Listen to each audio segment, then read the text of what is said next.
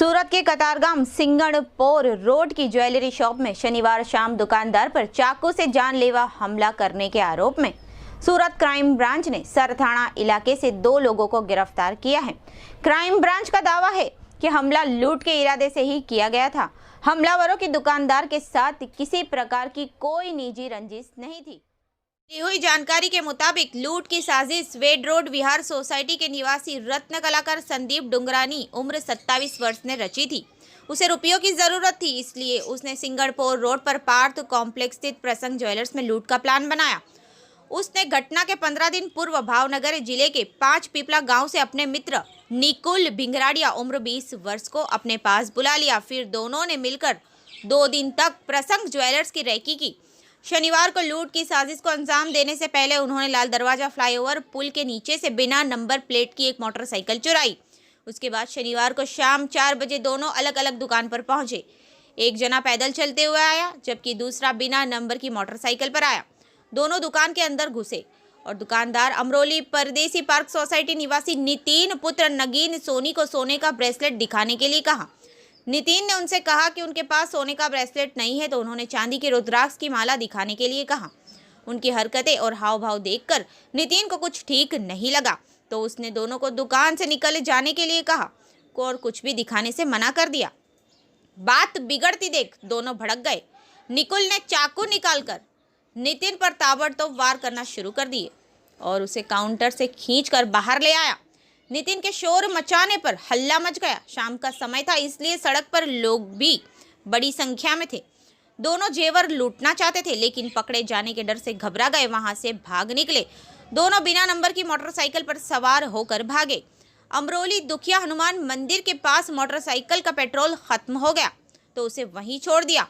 फिर एक ट्रक में लिफ्ट लेकर राजपीपला पहुंचे। राजपीपला से उन्होंने एक दूसरी मोटरसाइकिल चुराई। उन्हें आशंका थी कि भावनगर जिले में उनके 5 पीपला गांव में पुलिस पहुंच गई होगी, इसलिए वे छोटा उदयपुर जिले के नसवाड़ी गांव चले गए। संदीप के पिता ने 2 शादियां की थी।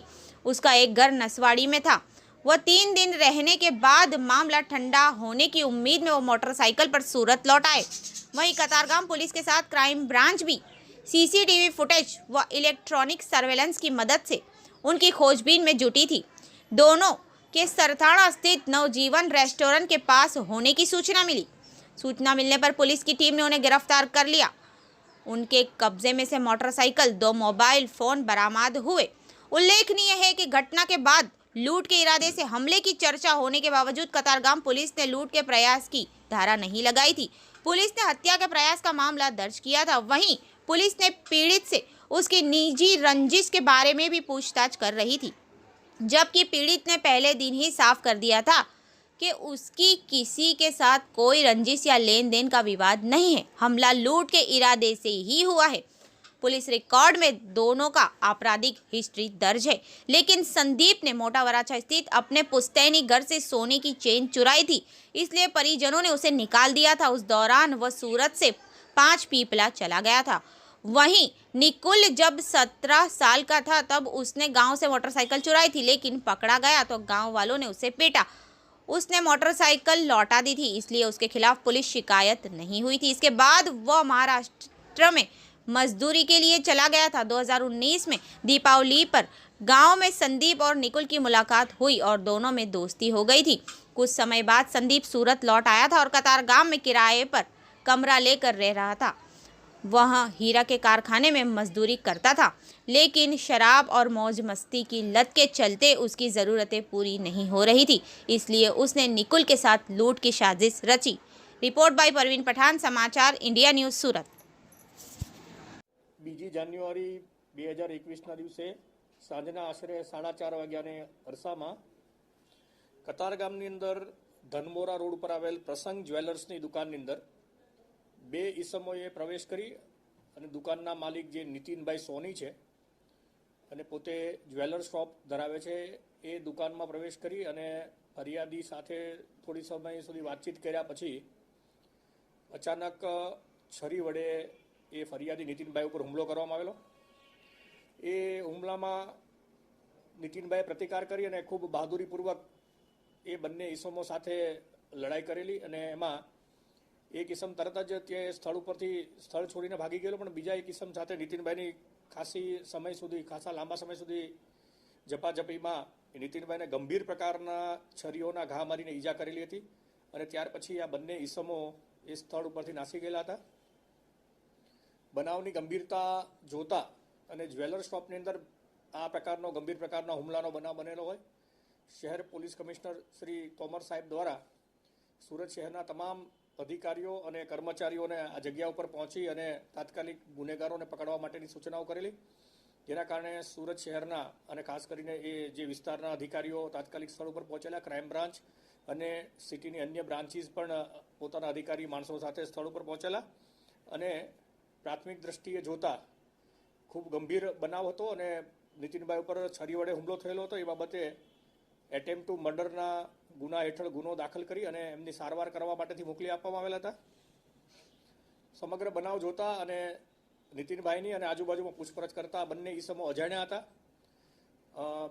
આજુબાજુના સીસીટીવી કેમેરા જે ગુજરાત સરકાર દ્વારા અને પોલીસ ડિપાર્ટમેન્ટ દ્વારા ઇસ્યુ કરવામાં આવેલા પોકેટ કોપ અને અન્ય ટેકનિકલ સર્વેલન્સ અને મેન્યુઅલ ઇન્ફોર્મેશનના આધારે ક્રાઇમ બ્રાન્ચ દ્વારા સુરત શહેરની અંદર સતત એ જે બનાવને સંદર્ભમાં બંને ઈસમો જે અલગ અલગ દિશામાં ભાગેલા હતા તેના સીસીટીવી કેમેરા ચેક કરવામાં આવેલા અને ખૂબ મહેનતના અંતે ક્રાઇમ બ્રાન્ચની સમગ્ર ટીમો, સુરત શહેર ક્રાઇમ બ્રાન્ચના તમામ અધિકારીઓ, તેમના કર્મચારીઓ સાથે લગભગ 80થી 100 માણસોની ટીમે સતત 3-4 દિવસ સુધી પ્રયત્નો કરેલા. છેક રાજપારડી સુધીના સીસીટીવી ફૂટેજો ચેક કરવામાં આવેલા અને બેક ટ્રેક પણ કરવામાં આવેલો. અને એ દરમિયાન 2 ઈસમોને નામ જાહેર થયેલા હતા અને આ બંને ઈસમોને આજે ક્રાઇમ બ્રાન્ચના સબ ઇન્સ્પેક્ટર CR દેસાઈ અને સબ ઇન્સ્પેક્ટર PM વાળા અને એમની ટીમ દ્વારા એમની ધરપકડ કરવામાં આવી છે. એમનું નામ છે સંદીપ સુરેશભાઈ ડુંગરાણી અને બીજાનું નામ છે નિકુલ ચકુરભાઈ ભીંગરાડિયા. આ બંને ઈસમો જે છે એ મૂળ પાલીતાણા તાલુકાના 5 પીપળા ગામના વતની છે અને સુરત શહેરની અંદર સંદીપ જે છે એ ઘણા વર્ષોથી પોતાના પરિવાર સાથે રહેતો હતો, પણ સંદીપ છે એણે પોતાના જ ઘરમાં એક વખત ચોરી કરેલી હોય એટલે એમના ઘરના સભ્યો દ્વારા એમને પોતાના ઘરથી બહાર કાઢી મૂકવામાં આવેલો હતો, એટલે રખડતો ભટકતો હતો. આ સંદીપે પોતાના જ ગામના અને મિત્ર નિકુલ ચકુરભાઈ ભીંગરાડિયાને સુરત ખાતે બોલાવેલો. બંને જ ઈસમોએ એક જગ્યાએ 15 દિવસ માટેથી રૂમ ભાડે રાખેલો અને સતત એવા પ્રયત્નમાં હતા કે કોઈ જગ્યાએ જઈ અને લૂંટ કરી અને પછી પૈસા કમાય. આ દરમિયાન એમણે પ્રસંગ જ્વેલર્સને 3 દિવસ સુધી રેકી કરેલી અને એવું સોફ્ટ ટાર્ગેટ લાગેલો કે આ જગ્યાએથી એ હુમલો કરી અને લૂંટ કરી શકે એમ છે. એના આધારે છરી વડે એ ફરિયાદીની ઉપર હુમલો કરેલો અને ગંભીર રીતે ઈજા કરેલા, પરંતુ ફરિયાદી જે પ્રતિકાર કર્યો એના કારણે ડરી અને પછી ત્યાર પછી એ બંને જણા નાસી ગયેલા હતા. જે ગુનાની અંદર વપરાયેલું મોટરસાયકલ છે એ પેશન મોટરસાયકલ આ બંને ઈસમોએ સુરત શહેર ખાતે જ બનાવના 4 દિવસ અગાઉ ચોરી કરેલું હતું. જે લાલગેટ પોલીસ સ્ટેશનના હદ વિસ્તારમાંથી એક પાર્કિંગમાંથી એમણે મોટરસાયકલની ચોરી કરેલી હતી. ત્યાર પછી મોટરસાયકલ લઈ બંને જણાએ સુરત શહેર છોડી અને પોતાનું જે મોટરસાયકલ છે હાઈવે પર એક જગ્યાએ છોડી અને ત્યાર પછી ટ્રકમાં બેસી અને નસવાડી બાજુ ભાગી ગયેલા હતા. ત્યાર પછી એમણે રાજપીપળા ખાતેથી એક બીજા મોટરસાયકલની ચોરી કરેલી હતી અને 3 દિવસ સુધી એ નસવાડી રાજપીપળા વિસ્તારમાં આમ તેમ ભટકતા હતા અને ત્યાર પછી આજરોજ સુરત શહેરમાં આવતા બાતમી હકીકતના આધારે અને આ બંને અધિકારીઓ અને ક્રાઇમ બ્રાન્ચના અન્ય અધિકારીઓના માર્ગદર્શન હેઠળ આ બંને ઈસમોની ધરપકડ કરવામાં આવી છે. હાલમાં ગુનાહિત ઇતિહાસ જોતા આ બંને આરોપીઓએ 2 મોટરસાયકલની ચોરી કરી છે અને એક જે આ ગંભીર પ્રકારનો લૂંટ કરવાના ઈરાદે જે હુમલો કર્યો છે કતારગામની અંદર, એ 3 ગુનાઓનો ભેદ ઉકેલાયો છે. હજી પ્રાથમિક પૂછપરછ થઈ શકી છે. આરોપીને વ્યવસ્થિત વિગતવારની પૂછપરછ કરીને આગળની કાર્યવાહી કરવામાં આવશે.